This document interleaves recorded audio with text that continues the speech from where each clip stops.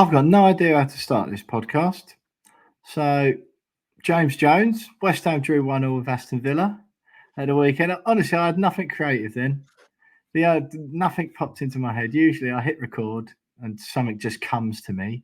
But it's sort of quite hard to say anything remotely positive or negative, I suppose, or funny or witty or clever about West Ham 1, Aston Villa 1 at London Stadium on the 17th of March. Of course, we had the historic win on Thursday against Freiburg. It's not even historic, really. I don't really know I said that because we've got to the Europa League quarterfinals before. We're through to our third one in 3 consecutive seasons, and Twitter is alight and awash with positive West Ham folk again. And then we followed that up with a 1-1 draw against Aston Villa. Now we've got a few days off before Newcastle come to town on March the 30th.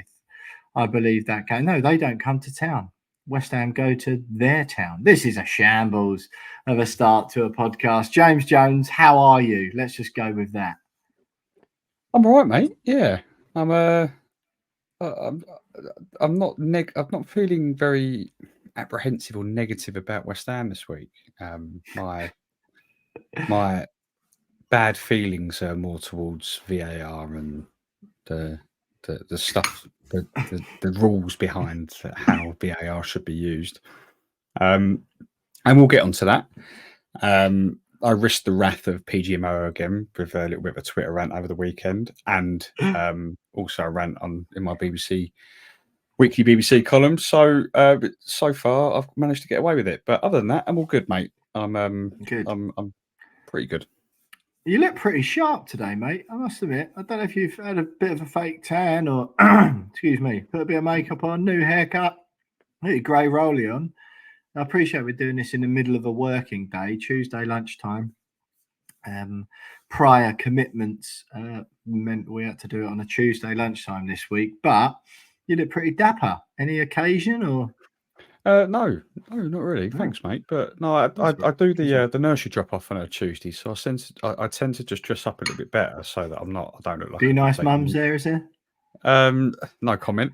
But I tend to make more of an effort when I do the nursery, just so that people don't look at me. I go, look at the state of that bloke there. Like, yeah. Look at that dad. So I tend to dress up to make it look like I've got somewhere to go when I'm just going back home and sitting in my home office. But yeah, I do. Although I work from home 95% of the time, I do tend to try and make an effort anyway. Otherwise, like Lucy will work from home and she'll work in her pajamas all day, and I'm like, how can you do that? How can you feel like motivated for the day? So, but today, extra smart. Yeah. Oh well, happy days, mate. So how are you feeling in West Ham wise? I mean, will you concede? Yeah, as I've got you in a bit of a softer mood than you arrived for last week's podcasting.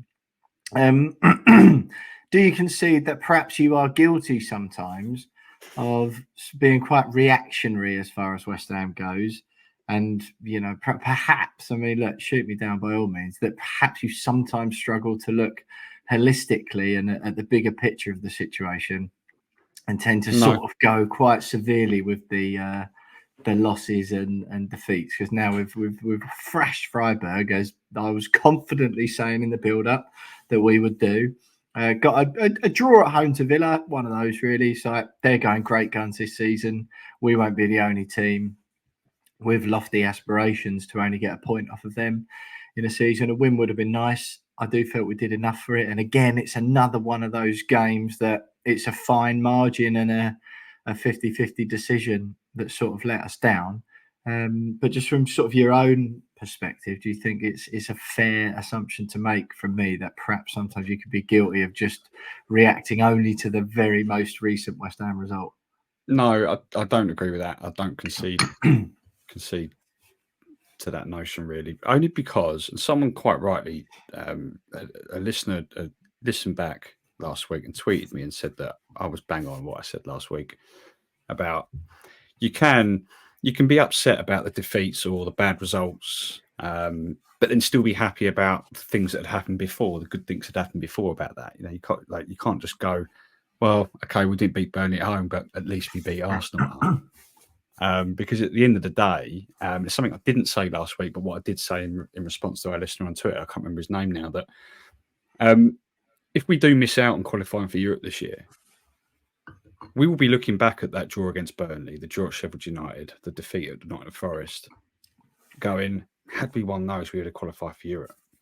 We won't be going, I didn't qualify for Europe. It doesn't matter because we beat Chelsea, Man United, Tottenham, Arsenal. So, c'est la vie is what it is. So that's why when we don't win games that, technically we should be winning, or we throw them away or play badly, that's why I get a bit frustrated, because it's like it could come back and bite us at the end of the season, regardless of what's happened before. Because what's happened before is completely pointless if at the end of the season we don't qualify for Europe. Am I right or am I wrong? Sort of. But I mean, yeah, I just think you have got to take those games. I just think, right, West Ham, the amount of points we've got at the moment, and you just said teams we should be beating, yeah?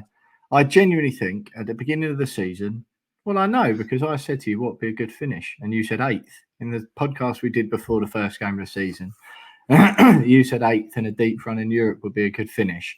I also know if we went at the beginning of the season, went through every single game, right?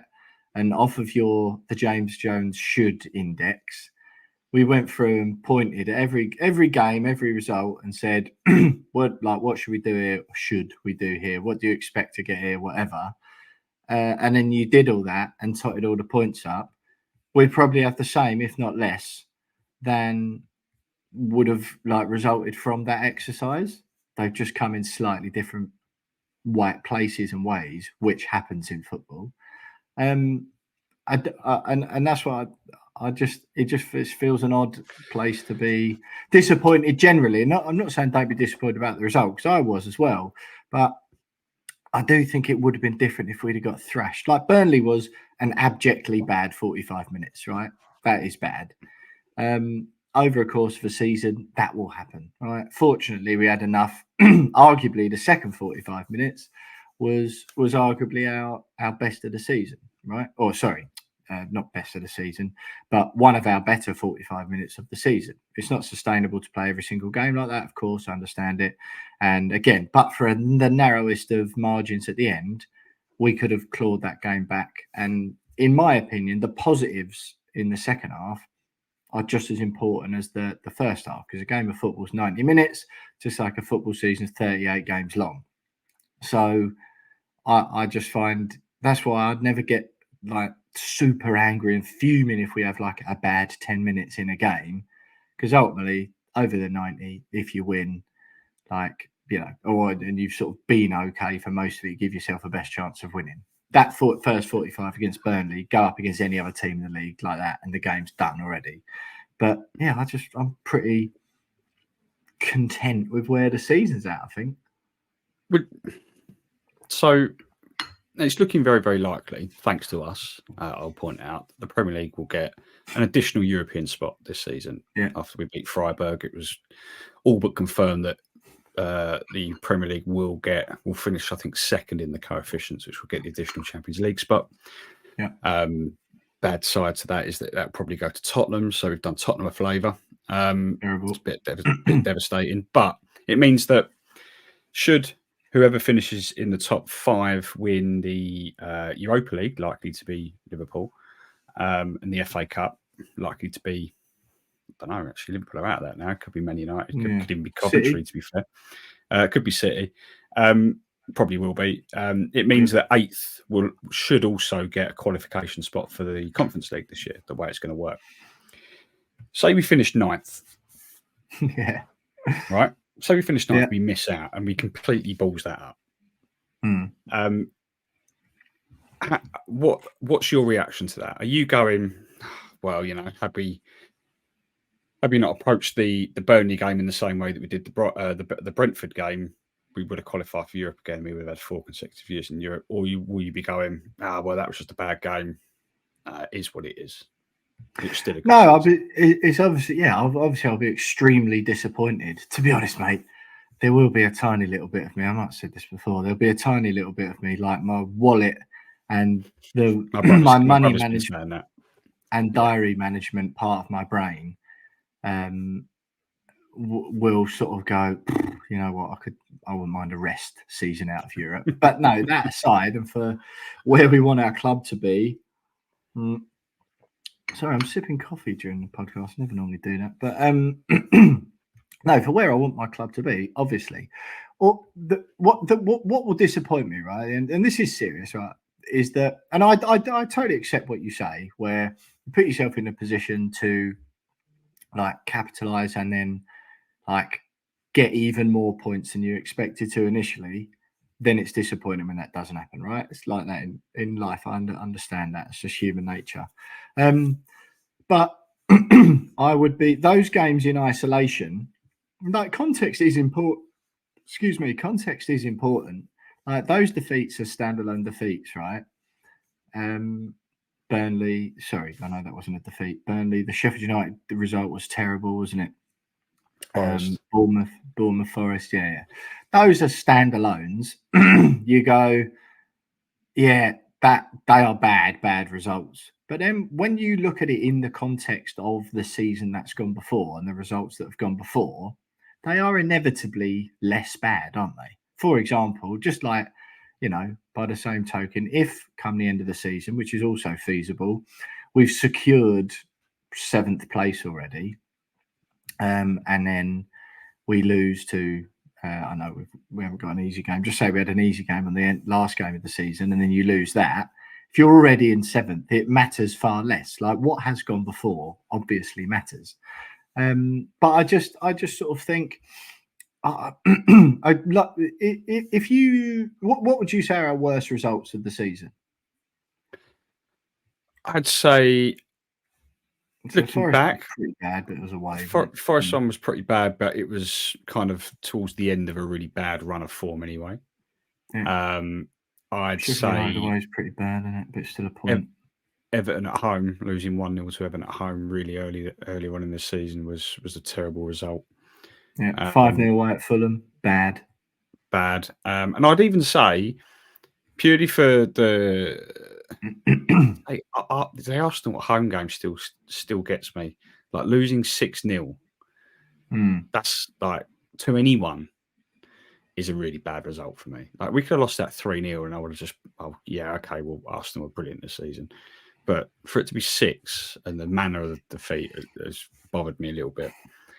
But there's been a lot of games where we haven't lost, but then like that we've drawn where you go, that's a bad result. Like I think that's what it is more, isn't it? It's the draw. Burnley like when you're through, we haven't had any stinker defeats really. The Fulham 5-0 away was awful. Arsenal at home, bad. And Aston Villa away, we got done 4-1. But again, it's sort of like Aston Villa are very, very good. That's a fine result, I think. You know, they were better early this season as well, I think. It's more, I think what you say, it's not the 1-1 at home to Crystal Palace. Like 0-0 at home to Brighton, I don't think it's awful, especially as we've beaten them away already. Sheffield United away 2-2, Bournemouth at home 1-1. Like they're the ones, and then obviously Forest is pretty bad. But if I'm honest, right, I think if you straighten out those results, those bad results that we've just said there, say there's 4 really bad results. I think if you gave us like the points there in the away games, like Arsenal, I don't think you expect to beat Arsenal twice in a season. So I think based on what we've seen against Arsenal, even if you said we get a draw at home and lose away, I still think we've got 2 more points, like bonus points, based on our games against Arsenal. If you then look at some of the other games we've won, you know, Man United at home, 2-0, very, very good win, 2-1 away at Tottenham. I mean, going into that game, everyone was like head in hands.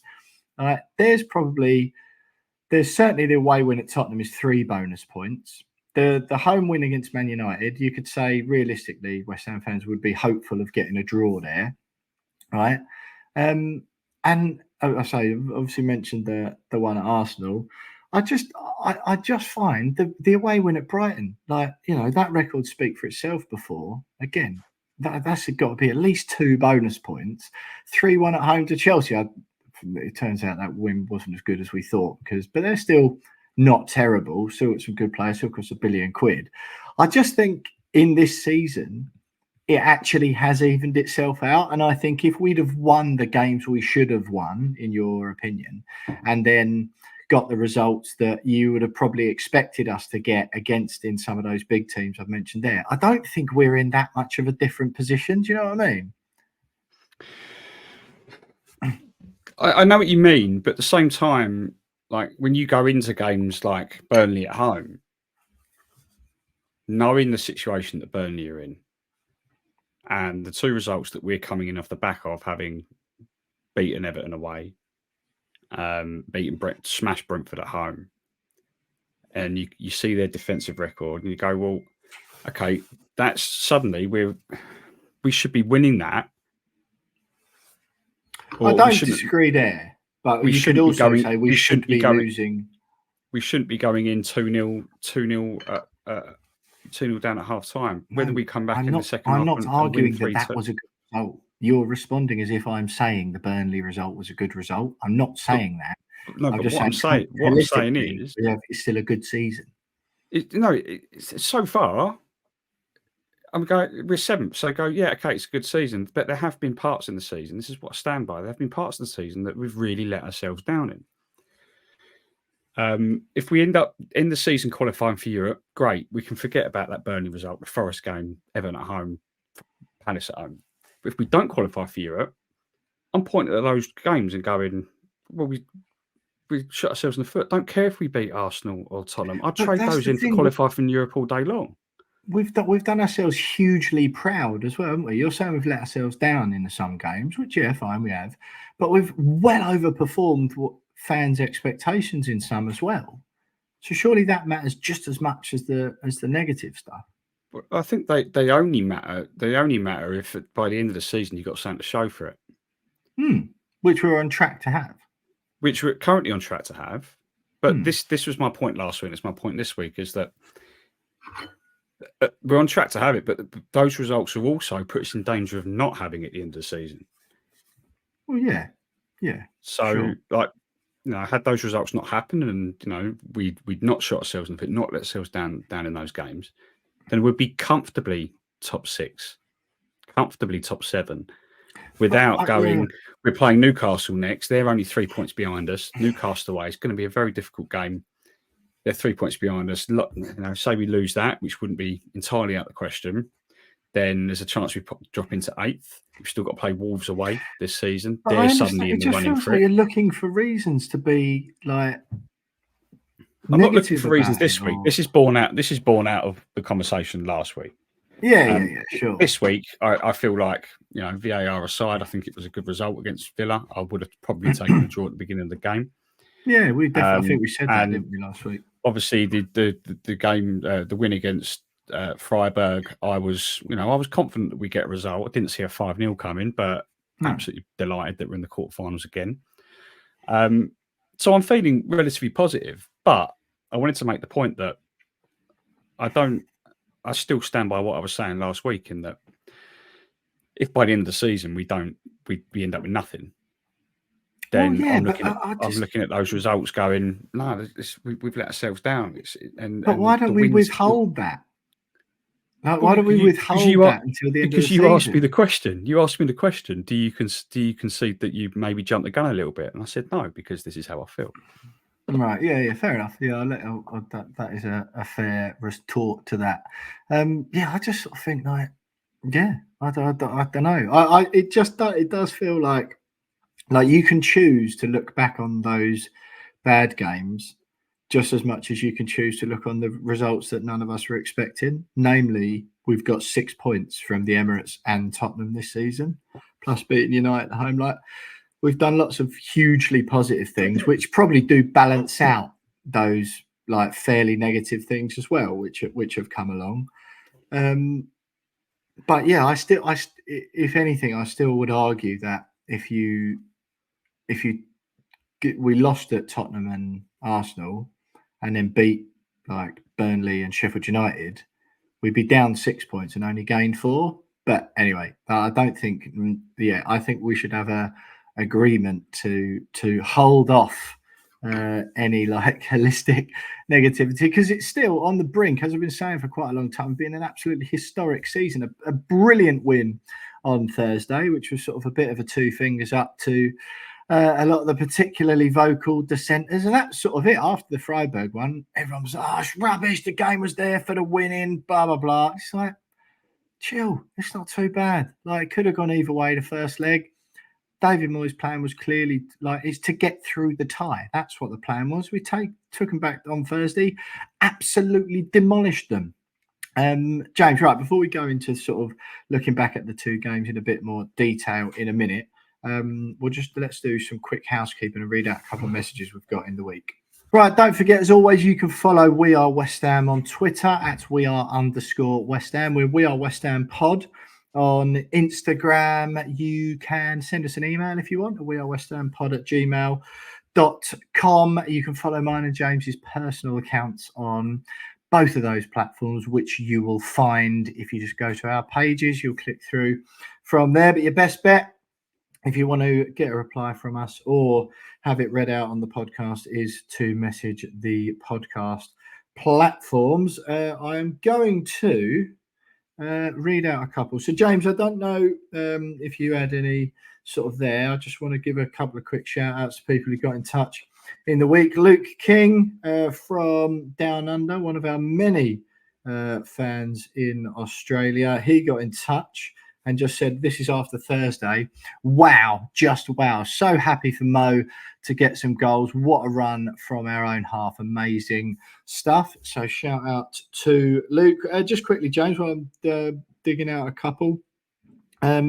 What have you? We've been getting some positive feedback in the last couple of weeks from people getting stuck in the DMs. Who else have we got? Right here, Sam Waters has got in touch from New Zealand as well. Hello to you, Sam. Love to hear your thoughts. This is about Villa, Jonesy. Love to hear your thoughts on that second half. Surely we should have kept the pressure up and not given them all the possession and 45 minutes to level. I just said not always as easy as that, Sam. And Villa made good subs too, and once again, but for the narrowest of VAR margins, we win the game. Sam said, yeah, cheers for the response. Hopefully the boys can keep up the momentum for Leverkusen with some tricky matches coming up in the Prem. Love the podcast all the way from New Zealand. So top man there, Sam. What do you make just briefly of that then, James? I know we're going to go through the Villa game in a bit more detail. What do you make of what Sam said there? I think Unai Emery spotted Villa's weaknesses and made the correct tactical changes at halftime to basically nullify those in the second half. We were just a little bit slower to react to that change. And then by the time it was time for us to make changes, Emerson's just come back from injury, so we need to manage him. Still got to manage Antonio's fitness, so he had to come off.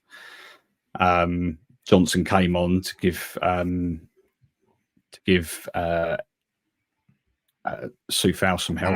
I don't know what he was going to give either.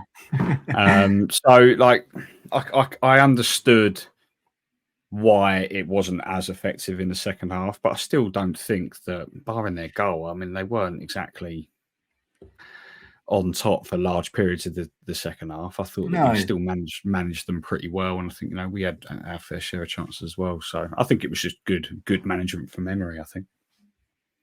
I quite agree. What do you make, James? I've been thinking about this quite a lot in the last week or so. I think we're guilty of it sometimes as well, by the way. What do you think of the idea or the suggestion that fans, West Ham fans, and again, us as well, I will say, are guilty sometimes of forgetting that we're out there with another team who are trying to beat us and be better at football than we are, and sort of water down our strengths and combat what we're trying to do and implement their own style and plan on the game. I think lots of fans often forget that, and are easy to it's almost like straight away. It's just like anything bad happens, it's bang, bang, bang, West Ham are terrible, David Moyes is rubbish, whatever. Whereas actually on the weekend, I genuinely just thought, really good subs from Unai Emery. Villa are a decent team with some good players. I thought Zaniolo, as much of a bit of a narc that he is, that was pretty effective when he came on the pitch.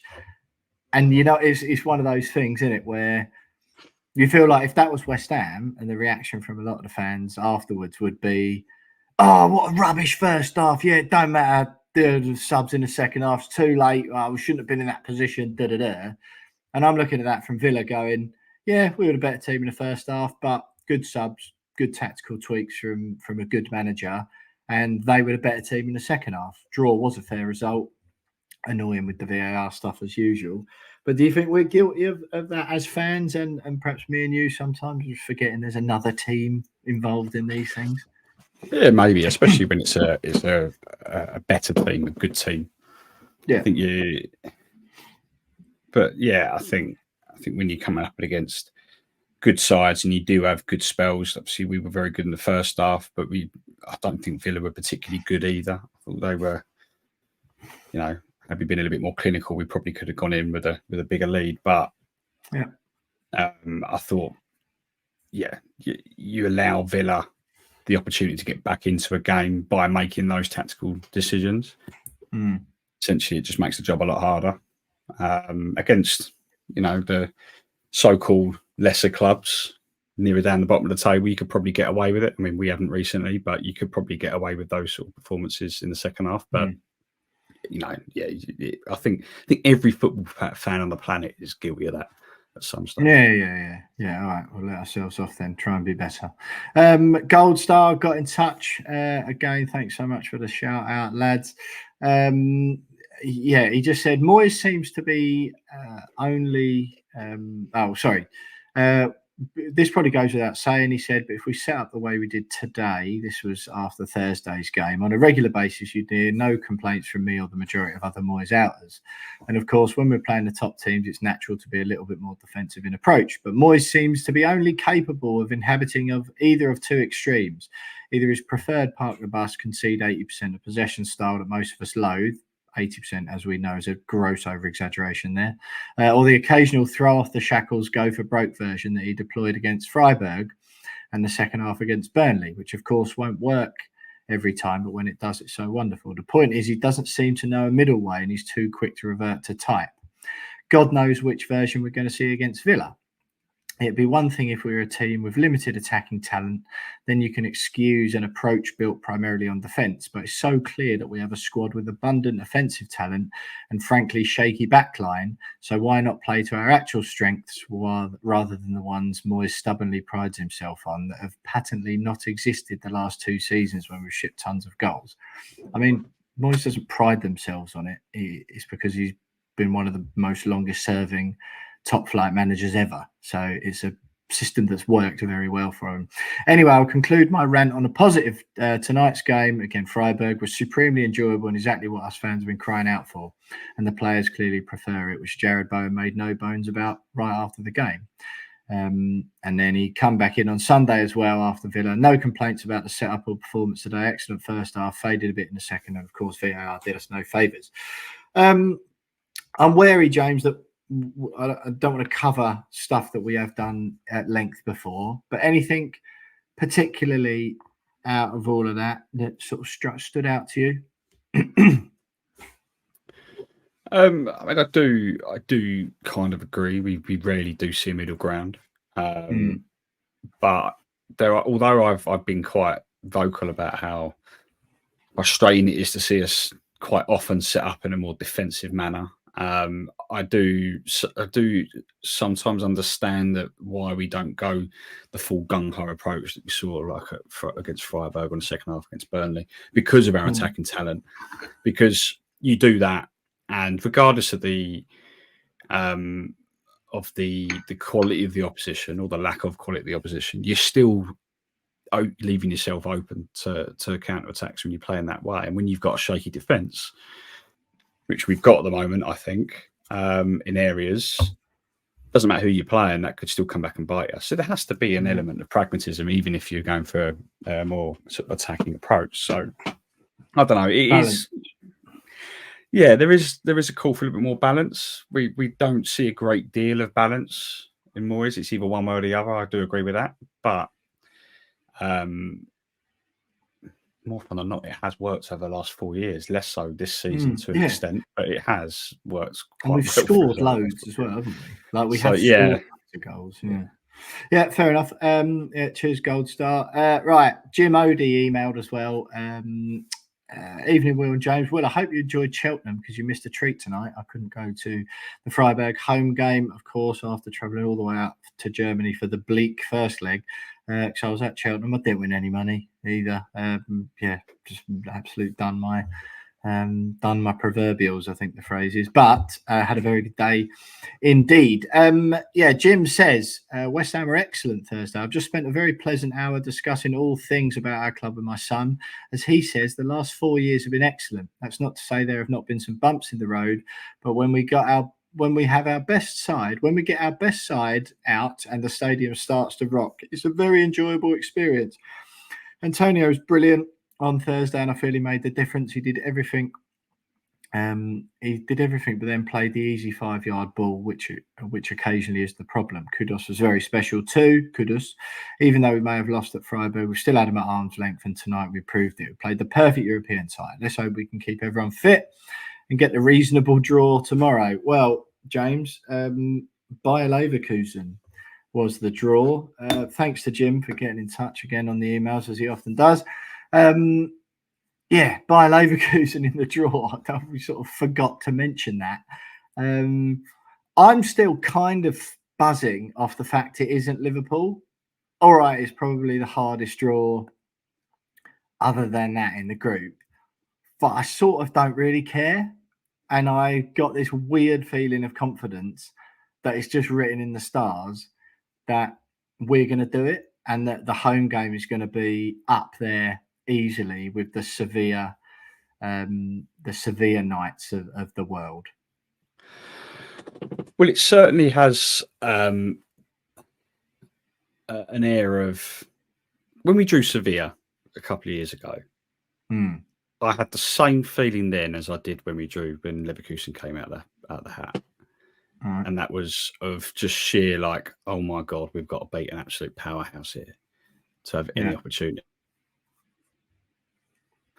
They were at the time you may as well just call it the Sevilla Trophy because they just win it all the time. So he's like, we're just not going to beat this team. Away leg first, only scraped through with a 1-0 defeat and then turn it around the second leg. Now, there is an opportunity for us to do that, but the only thing that's just really niggling at me is that this team hasn't lost in 38 games. And that's quite a large niggle as well, isn't it? Yeah, and it's just a big ask for West Ham to somehow find a way of beating them and be the first team to beat them this season. Bayern Munich haven't beaten them twice this season. They're Bayern Munich notoriously good at football as well. Yeah. Let's not forget this is the team that are currently Bayern Munich have won the Bundesliga for the last 10 years, and Leverkusen are 10 points clear of them with 8 games to play. They've beaten them twice, I think. It's this is a very good, very, very good football team that we're about to play over 2 legs, and we're not going to play much better this season. There's probably 3 other teams in the Premier League that are better than Leverkusen. One of them, I assume, being Arsenal, we've beaten twice this year. Yeah, Manchester City and Liverpool. They're the only 3 that I'd be confident of being able to beat Leverkusen. And even then, on their day, would probably be given a good game by Leverkusen. So it's going to be very tough. But I have to keep reminding myself, and I think we've all got to do this, is that we're in this competition to play teams like this. This is what we wanted. We want to be in this competition to come up against very, very good teams. Leverkusen haven't got the reputation of being a huge European elite powerhouse, but this season they're up there. They're going to win the Bundesliga. So I'm excited for it. And if we go out, there's absolutely no shame in that. You can look at it and go, no. There's absolutely no shame in losing to this Leverkusen side this year. Previous years, you probably would have been like, we should beat them. This year, absolutely not. It's a completely different kettle of fish. But there's not a great deal of glamour in it, though, is there? there's not, but the cliche goes, you've got to beat with the big teams to win the competition. So, yeah, and if we do beat Leverkusen somehow, then we've put ourselves in a huge opportunity to get to the final. Even though I think it's either AC Milan and whoever they're playing in the semis, isn't it? So we've still got to get past Leverkusen to then potentially get over actual European elite football clubs. So yeah, I mean, look, to be honest, I'm genuinely just buzzing it's not Liverpool. Like that's the only thing, and it's basically like after Liverpool, Leverkusen easily the worst one from like a glamour perspective and a God, that's going to be difficult to get through perspective, right? However, I also am of the opinion if we get through this, I think we're in the final. I think we beat Benfica and or Marseille. Not funny. I mean, is it not AC? Aren't we on the other side of the draw, isn't it? AC Oh, Milan. Sorry. I think we are on the other side of the draw. Yeah, that is true. But again, that's another positive thing, I think. Do you know what I mean? Where it's chance like, to go to San Siro, which would be pretty epic, to be fair. But yeah, that would be good. But I as in, at least it's not Liverpool again. It is like, oh well, if we're going to Dublin, like we're playing Liverpool there, basically. Yeah.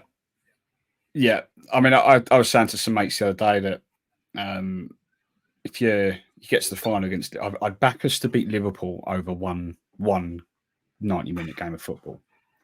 Not over two legs. But even then, in a final in Dublin, where there's probably going to be about 1 million Liverpool fans, it's going to be very, very difficult for us. Klopp's last game.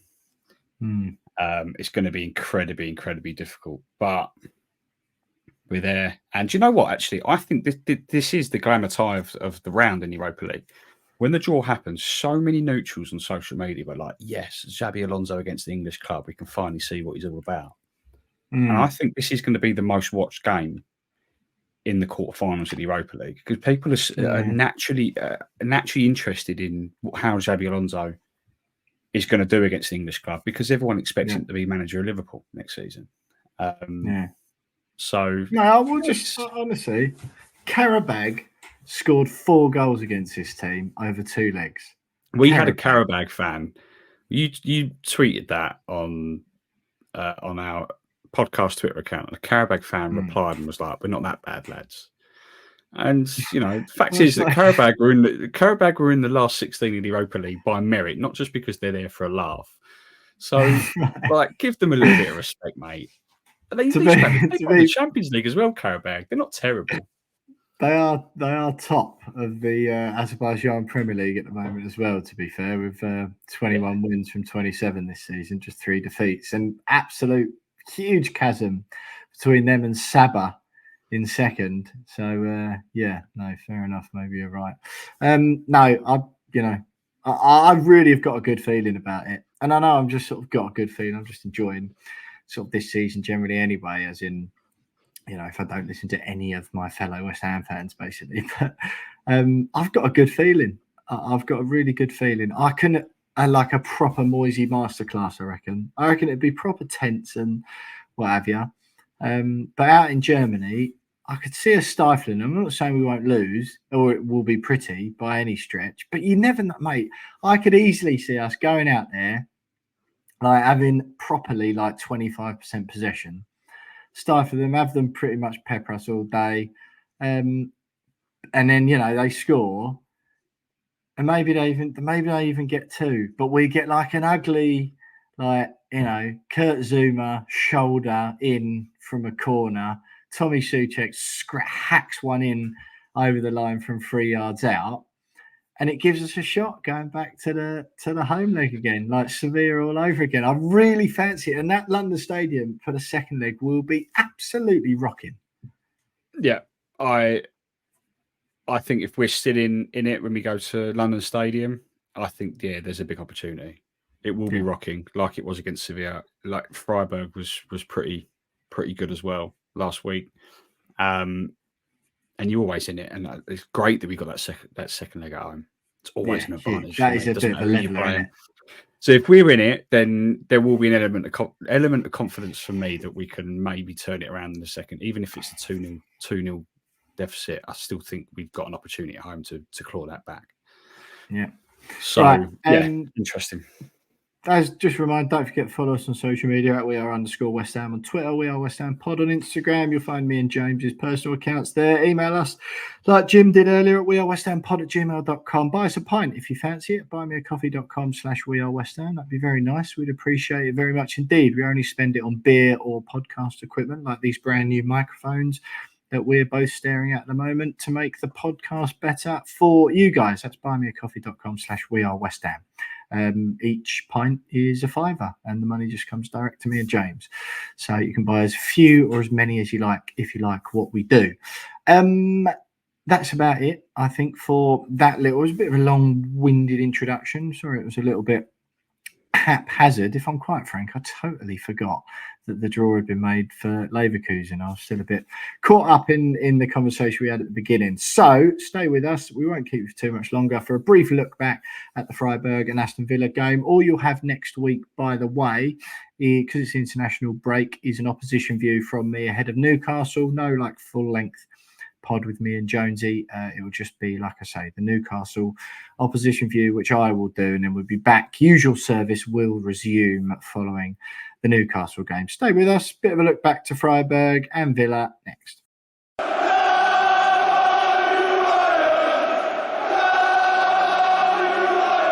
Right, James, it was sort of, not done it to death, but it was a bit of a while ago now. We were on Tuesday. It was last Thursday. Just give us your brief thoughts before we have a look at Villa about the Freiburg game. Absolutely stunning. Paqueta, Bowen, Cresswell and Kudus with his two, obviously including that absolute wonder goal. To put the real seal on it, really. You were there. I wasn't. What did you make of it? How was it? I think Paqueta scoring early helps. But I think it was already our sort of third effort on goal. I think we had like 4 corners in a row. That was the fourth one where we scored. So it definitely helped sort of settle the nerves a little bit within the stadium. But yeah, after that, it was one-way traffic. And then see Kudus' goal. Absolutely just laughs all over Heung-min Son's push gas that he got 4 years ago. And yeah, it was a very, very comfortable win in the end, which surprised me. I thought Freiburg would have given a little bit, offered a little bit more. They clearly arrived just to try and sit on that one goal.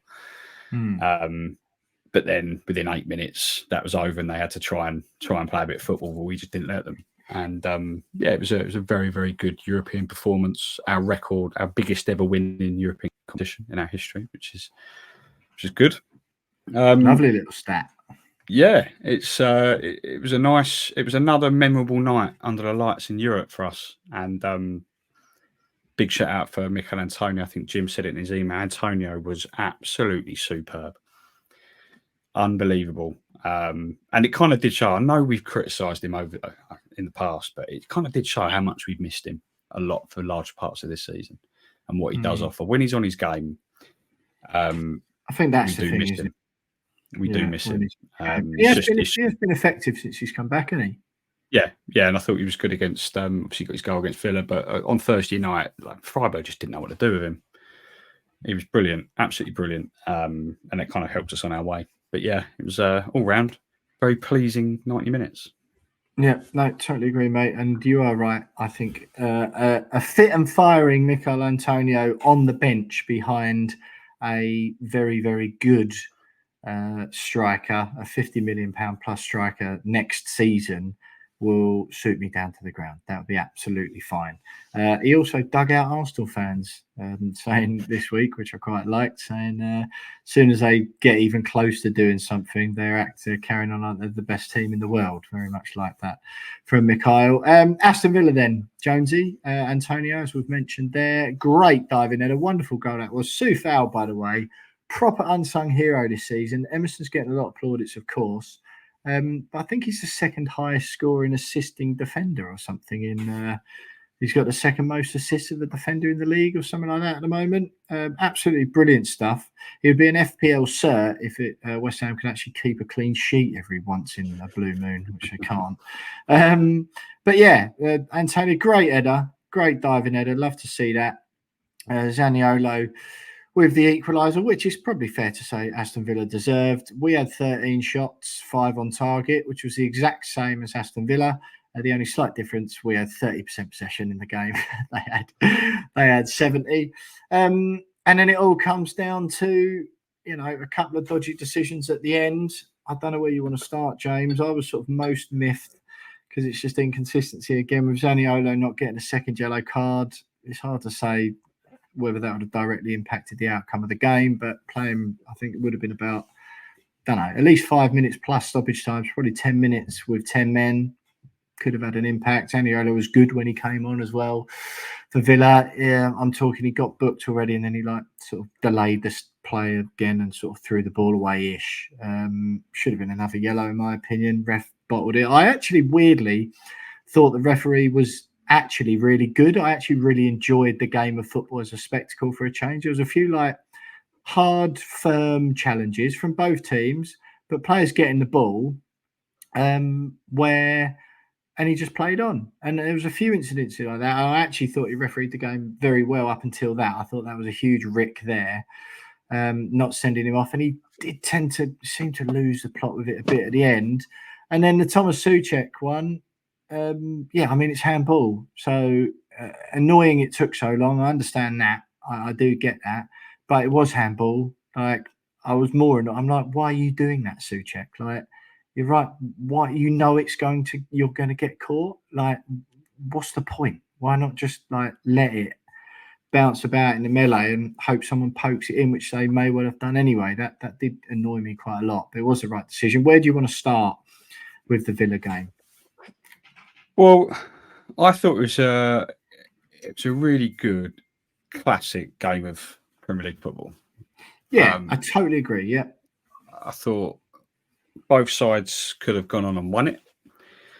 It looked like it was going to be us on a couple of occasions. I'll get onto that, but I thought it was a very, very good, enjoyable 90 minutes of football to watch, for not just from a West Ham point of view, but probably from a neutral point of view as well. But my gripe is, and you are right, the Souček one was handball. But my issue with it is the way in which VAR is being used. The guidelines clearly say only for clear and obvious errors. Now, if it's taking, and it actually set a record for the longest VAR check in Premier League history. I think it's 5 minutes and 48 seconds. Now, at 5 minutes 48 seconds, how on earth can that situation be a clear and obvious error made by the referee? Well, it was because he missed a hand. The error is that he missed a blatant handball, isn't it? Yeah, but if it's blatant handball and he's missed it, then it doesn't take 5 minutes and 48 seconds to check to see whether he's blatantly missed it, right? Therefore, it's not a clear and obvious error. A clear and obvious error is we look at the replay and go, yeah, there's a handball there. You might want to go and check. We think but a clear and obvious error isn't defined by the amount of time it takes to highlight it. A clear and obvious error is that if there was an offence that the referee didn't see, it's a clear and obvious error. I'm not arguing that I think it's a good thing it took that long. I'm just saying, the fact of the matter is he handballed it. Ideally, yeah. And if they were perhaps a bit more efficient officials or a bit better at their jobs, then yeah, maybe they spot it earlier. In their defence, there was quite a lot of other things going on that they were checking. But it was handball. If West Ham lose a game or missed out on Europe or lost an FA Cup final, the Europa League on that, because they just quickly swept it under the carpet and then replays later showed it was a blatant handball, you'd be absolutely seething, wouldn't you? Yeah, I just think that because there's no time limit on how long VAR checks can take, it almost gives, and I agree that it was a handball, but it almost gives them license to almost try as hard as they possibly can to find a reason to disallow the goal. Now, this definitely applies to the first goal that's disallowed, because still now there's no 100% evidence that ball came off of Antonio's arm. It's very inconclusive. Did it come off his stomach? Did it come off his arm? You can't tell. But they spent a few minutes looking at that and then came to the decision that, yes, it's handball, even though the footage is inconclusive. So why wasn't, if the footage is inconclusive, then why wasn't the on-field decision, why didn't they stick to the on-field decision? Again, goes against what the guidelines said. I've looked at the guidelines, and it says that if no decision can be made, then the on-field decision should stand. But the clear and obvious thing, I just think if it's taking you forever to look at it, then it's not clear and obvious. No, but that isn't it, is it? I admit that in real time, difficult for the referee to see it. So yeah, check it, 100% check it. But you just got to look at one replay and go, well, he's handballed it. Well, that was what was odd. Do you think, though, to be fair to them again, the angle that proved it was handball, was right behind the post, wasn't it? And all I think is when people go, I'm not sort of sticking up for the officials here, but when people go, if it's clear and obvious error, I think that wording is they get themselves in hot water with that. It should just be it should be missed offence or something like that, innit? Because I think they make their own bed and sort of give themselves a sticky situation by saying the clear and obvious thing, because that just leaves it open to people having their opinions about it. It should be something like offence missed by on-field official. That's basically what it is. And so I do think that it's a good thing, because again, if it was the other way, I do think it's a good thing that they're checking these things thoroughly, because as all managers will tell you, goals are important and points are important at the end of the season, as you've made the point in this podcast, that could be the difference between promotion or relegation, or European football, or Champions League, or Europa League, whatever. So I do think it's good that they look for they make sure that they haven't missed anything, basically, because that is the point, isn't it? If you're an Aston Villa, just say, mate, right? Just say what you said. They had a quick look at a couple of the things after a minute and a half, right? They give an arbitrary time limit. And then later on Match of the Day, where they've had a little bit more time to have a look at it or whatever, they get up the view and they show that Souček has clearly, it's a blatant handball, has clearly moved his arm towards the ball, which has basically seen it go over the line. If you then do that on Match of the Day later and the officials go, well, yeah, we just wanted to get on with it quickly. It's well, what's the point of it? You'd be fuming if you're an Aston Villa fan, wouldn't you? You would be absolutely seething about that, losing a game in that manner. You'd be upset, I think. But I think a lot of this, not so much this scenario, but I think there has been cases where,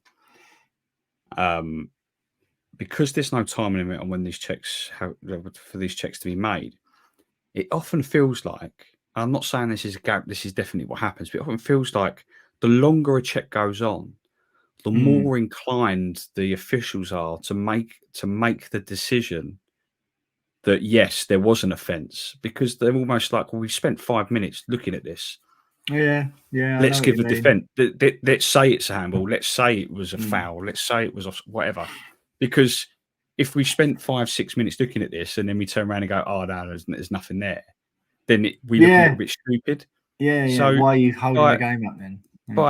By not having a time limit, I mean, I reckon 60 seconds, 90 seconds, whatever, no longer than that, means that you're opening them up for looking for reasons to disallow goals or to give penalties or whatever, because they're like, well, I'm just going to keep looking at this until I see something that I think's an offence. And I'm not saying that's definitely what they do, but it may be a subconscious thing. They don't even realise they're doing it. They're just sitting there. I know what you mean. They're trying to look at something. They're looking for an offence. Was there a foul? No, there wasn't a foul. Okay, let's have a look at offside. Was there offside? No. Oh, there might have been a handball. Let's now look at the handball. Before you know it, 6 minutes have passed, and they're like, oh, well, we kind of got to give something. But that is just diligent officiating, isn't it? It is just doing their jobs properly. It is. I don't know. And this isn't the only time where we've had to wait forever for a decision to come. And it's ruining the I spectacle. think that they could improve it if there was a time limit, and then it came out that after a while, they've used their time up. They haven't come to a decision, and then on match the day later on, they go, if they had an extra 30 seconds, then they would have seen that this handball's. Like, I'd be happier with that than them spending 5-6 minutes, particularly when you're ground. You ain't got a clue what's going on. Yeah, I don't know what's going on. I don't know. I just think, the whole handball rule needs to just change anyway. But that was, let's get it straight though, mate. There was a blatant handball from Thomas Souček. And what happened, there's no way they were looking for that. There was no way they were looking for the Souček one. They were looking at other stuff. And then as exactly what happened to me, we were looking at the Bowen one, thinking, is that handball? Blah, blah, blah. And then it's like, hang on a minute.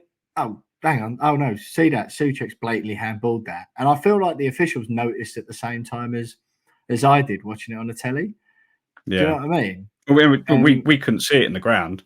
No, quite. Well, that's the thing. They weren't looking at that. They were looking at Bowen, if he'd handballed it. They checked offside and stuff.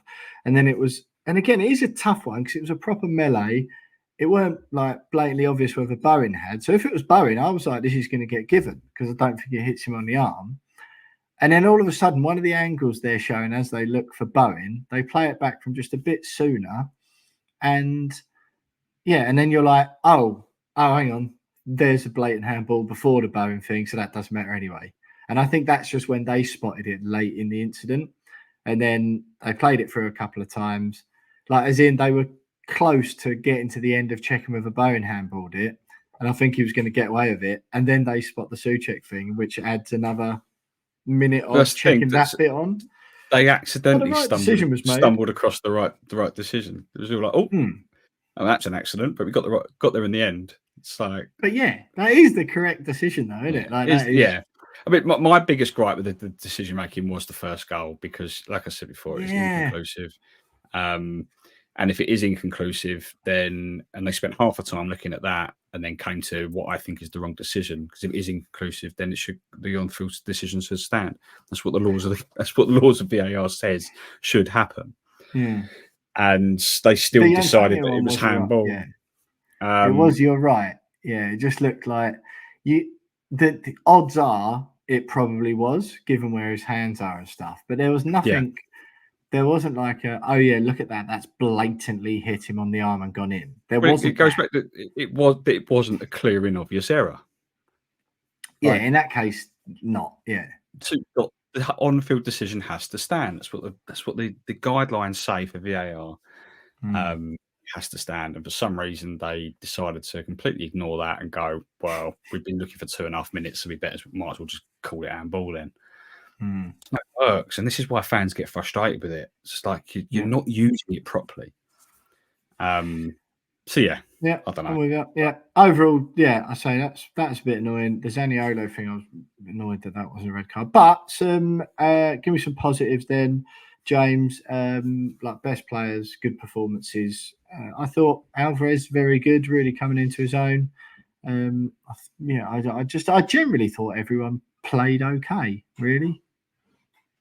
Yeah, there wasn't a single performance out there where I thought, he's having a bad game. I thought it was a good performance all round. Their goal annoyed me. The goal was frustrating. I think it's unlucky from Paqueta, who was sliding in to try and intercept the ball.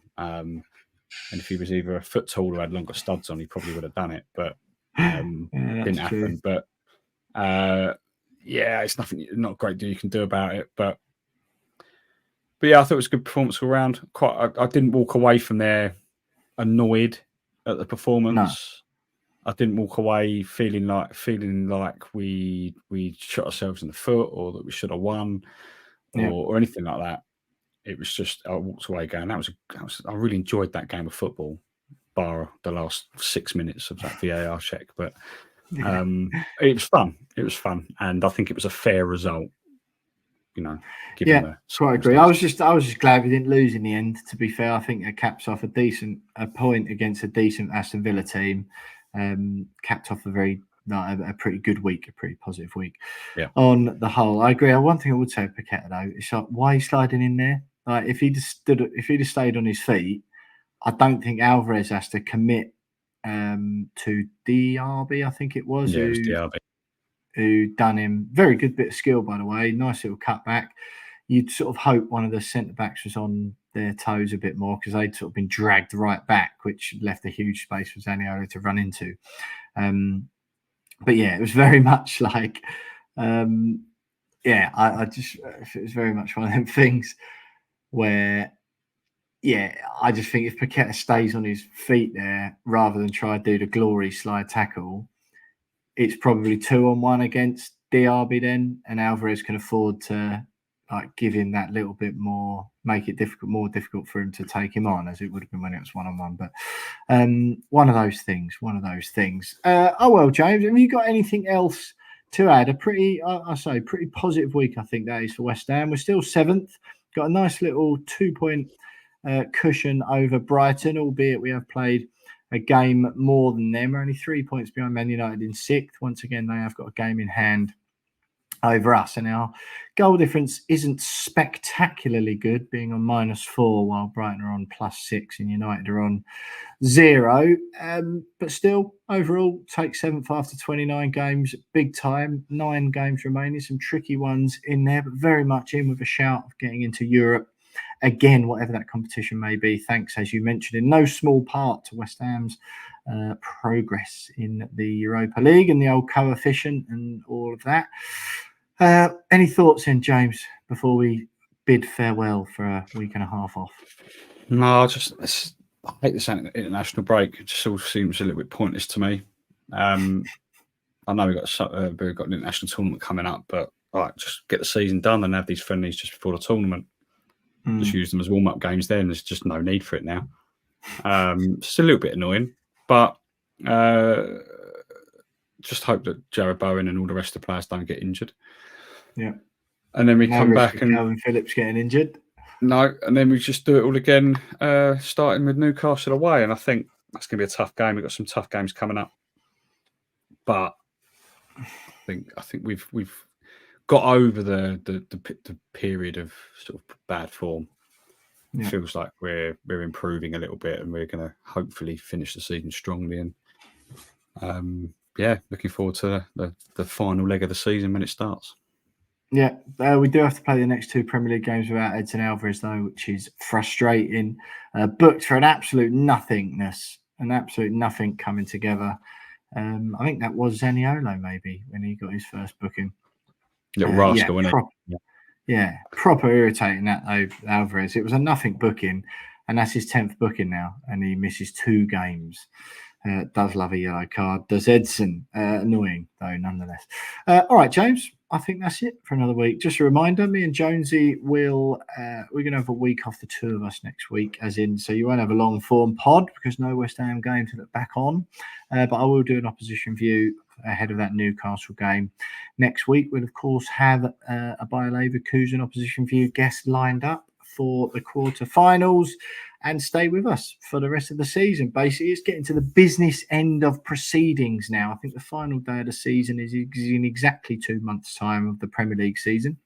And then we've got the Europa League final, hopefully, which West Ham will be involved in, which I think takes place, yes, I do know, on May the 22nd. So that's just 3 or 4 days after the Premier League season finishes. Happy days.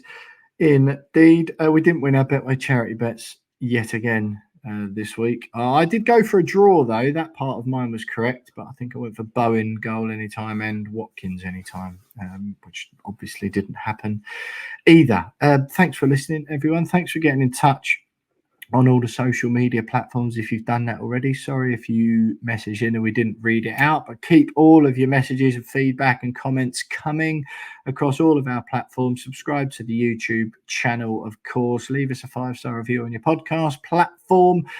Get stuck in on all our socials at @WeAre_West Ham on Twitter. We are West Ham Pod on Instagram. Yeah, West Ham in a Europa League quarter-final once again, 3rd consecutive European quarter-final in 3 seasons. Amazing stuff. indeed, albeit against the only team in any of Europe's top flight divisions who have gone unbeaten all season. So not as easy as it might have been, but I'm very much, at least it wasn't.